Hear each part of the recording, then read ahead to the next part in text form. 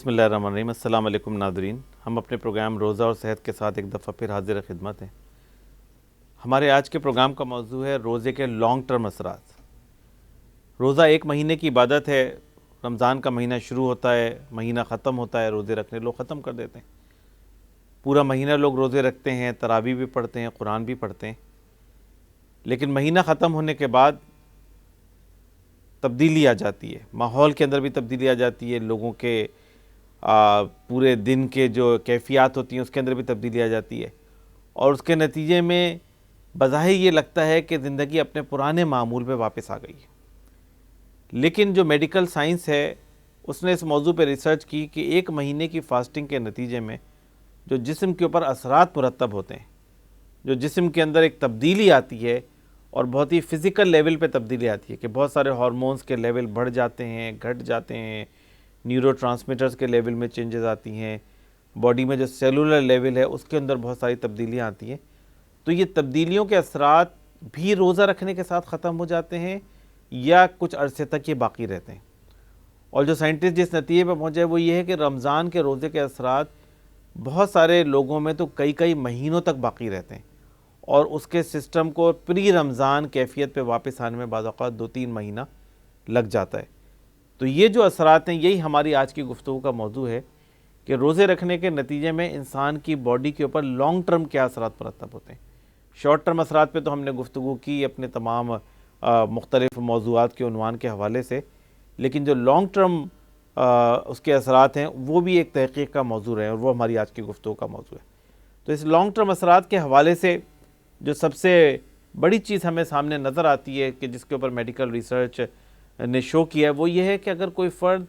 سال میں ایک دفعہ ایک مہینے کے بھی روزے رکھ لے تو بھی اس کے جسم کے اوپر اس طرح کے اثرات مرتب ہوتے ہیں کہ جس کے نتیجے میں اس کی لائف اسپین بڑھ جاتا ہے، اس کی لانگیوٹی بڑھ جاتی ہے، اس کے ایجنگ کا جو عمل ہے وہ کم ہو جاتا ہے۔ ایجنگ ایک مسلسل عمل ہے، روزانہ دن گزرتا ہے، ہمارا جسم، ہمارے سیلز جو ہیں وہ ایجنگ اس کے اندر چلتی رہتی ہے، لیکن یہ جو ایجنگ کا عمل ہے سلو ڈاؤن ہو جاتا ہے رمضان کے روزے رکھنے کے نتیجے میں، اور یہ ایک مہینے کے روزے ان سیلز کی گروتھ کے اوپر اس طرح اثر انداز ہوتے ہیں کہ وہ اس کا اثر پورے سال تک برقرار رہتا ہے، اور پورے سال کے ایون بعد بھی اس کے اثرات جو ہے برقرار رہتے ہیں۔ ایک اور جو روزے کے لانگ ٹرم اثرات میں سے ایک بات ہے جو سائنٹسٹ نے ثابت کی ہے، اس کو نیورو پروٹیکشن کہتے ہیں، کہ روزہ جو ہے وہ دماغ کے لیے ایک پروٹیکٹیو رول کا کام کرتا ہے۔ دماغ کے اندر کئی کیمیکلز ایسے خارج ہوتے ہیں جس کو نیورو ٹرانسمیٹرز کہتے ہیں، وہ دماغ کو پروٹیکٹ کرتے ہیں بہت ساری بیماریوں سے، اور یہ نیورو کیمیکلز کے لیول، نیورو ٹرانسمیٹرز کے لیول کئی مہینوں تک دماغ کے اندر ایلیویٹڈ رہتے ہیں روزہ رکھنے کے نتیجے میں۔ تو ان کو جو رمضان سے پہلے والا لیول ہے واپس آنے میں 3-4-5 مہینہ لگ جاتا ہے، تو اس کے نتیجے میں ایک روزے کے بعد بھی ایک پروٹیکٹیو ایفیکٹ جو ہے وہ اس کا جاری رہتا ہے رمضان ختم ہونے کے بعد بھی۔ تو اس حوالے سے نیورو پروٹیکشن ایک ایڈڈ بینیفٹ ہے اس کا۔ اور سائنٹسٹ نے یہ بات ثابت کی ہے کہ انسولین سینسیٹیوٹی جو ہے وہ بڑھ جاتی ہے۔ انسولین ریزسٹنس جو ہے وہ بہت ساری بیماریوں کا باعث ہوتی ہے، جس میں شوگر بھی ہے، جس میں موٹاپا بھی ہے، ایک اور بیماری ہے جو میٹابولک سنڈروم کہلاتی ہے۔ تو ان سب کی وجہ انسولین ریزسٹنس ہوتی ہے کہ باڈی کے اندر انسولین کی ریزسٹنس پیدا ہو جاتی ہے۔ روزہ رکھنے کے نتیجے میں انسولین کی سینسیٹیوٹی بڑھ جاتی ہے، انسولین کی ریزسٹنس کم ہو جاتی ہے، اور یہ جو انسولین سینسیٹیوٹی باقی رہنے کا عمل ہے یہ کئی مہینوں تک باقی رہتا ہے۔ تو روزے رکھنا تو فرد ختم کر دیتا ہے، لیکن جو اس کے اثرات ہیں، جو اس کے انسولین کی سینسیٹیوٹی ہے جو روزے رکھنے کے نتیجے میں پیدا ہوتی ہے، تو یہ بعض اوقات 2-3 مہینے تک جو ہے وہ اس کے اثرات جسم کے باقی رہتے ہیں، اور انسولین سینسیٹیوٹی بڑھی رہنے کے نتیجے میں بہت ساری بیماریوں سے بچاؤ جسم کو حاصل ہوتا ہے۔ اس کے علاوہ جو اسٹریس ہینڈل کرنے کی صلاحیت ہے، جس کو مینٹل ہیلتھ کہتے ہیں یا سائیکولوجیکل ویل بینگ کہتے ہیں، رمضان کے روزے انسان کے اندر اس صلاحیت میں بہتری پیدا کرتے ہیں کہ وہ اسٹریس کو بہتر طریقے سے ہینڈل کر سکے اور اسٹریس کا مقابلہ بہتر طریقے سے کر سکے۔ ایسی جسمانی اور دماغی تبدیلیاں روزے کے نتیجے میں آتی ہیں۔ تو یہ جو اسٹریس ہینڈل کرنے کی صلاحیت ہے رمضان کے بعد بھی کئی مہینوں تک باقی رہتی ہے، بلکہ بعض اوقات تو 6 مہینہ تک جو ہے وہ اس کے اثرات ہمیں نظر آتے ہیں۔ تو اس کے بڑے لانگ ٹرم اثرات ہوتے ہیں رمضان کے، کہ جس کے نتیجے میں دماغ کے اندر وہ قوت اور وہ صلاحیت پیدا ہوتی ہے کہ وہ اسٹریس کو بہتر طریقے سے ہینڈل کر سکے۔ جو اینٹی ڈپریسنٹ ایفیکٹ ہوتا ہے روزے کا، یا جو اینٹی انگزائٹی ایفیکٹ ہوتا ہے روزے کا، وہ روزہ ختم ہونے کے بعد ختم نہیں ہو جاتا، بلکہ وہ رمضان کے بعد بھی مہینوں اور ہفتوں جو ہے یہ عمل جاری رہتا ہے۔ پھر یہ رمضان کے روزے انسان کے جسم میں کئی ہارمونز کے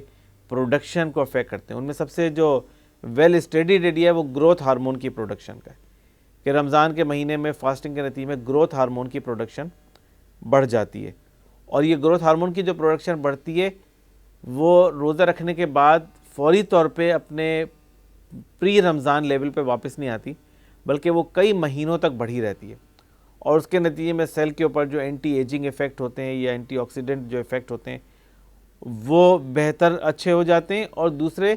انسان کے جو جسم کے سیلز ہیں ان کے مرنے کی رفتار میں کمی آ جاتی ہے، ان کی گروتھ کا پیٹرن جو ہے وہ بہتر ہو جاتا ہے، ری جنریشن زیادہ ہونے لگتی ہے ان کے اندر۔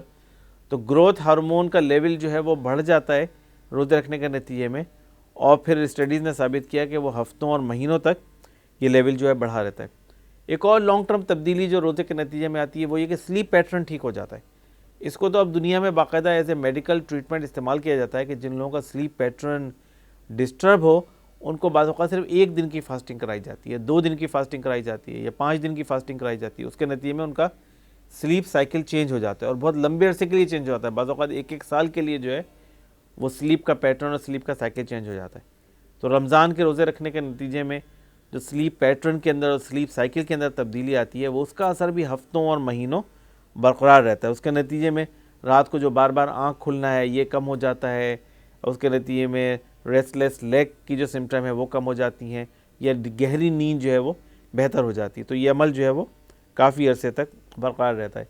سائیکولوجیکل ویل بینگ پہ ہم نے پہلے کافی بات کی کہ روزہ رکھنے کے نتیجے میں انسان کے اندر ایک مینٹلی ویل بینگ کی کیفیت پیدا ہوتی ہے، اپنے اندر ایک حوصلہ اور ایک اعتماد پیدا ہوتا ہے، قوت ارادی پیدا ہوتی ہے جس کو ہم سیلف کنٹرول کہتے ہیں، ایک ڈسپلن کے تحت زندگی گزارنے کی عادت ڈیولپ ہوتی ہے، اور یہ اثرات بھی بڑے لانگ ٹرم ہوتے ہیں، یہ اثرات بھی مہینوں تک باقی رہتے ہیں، رمضان کے بعد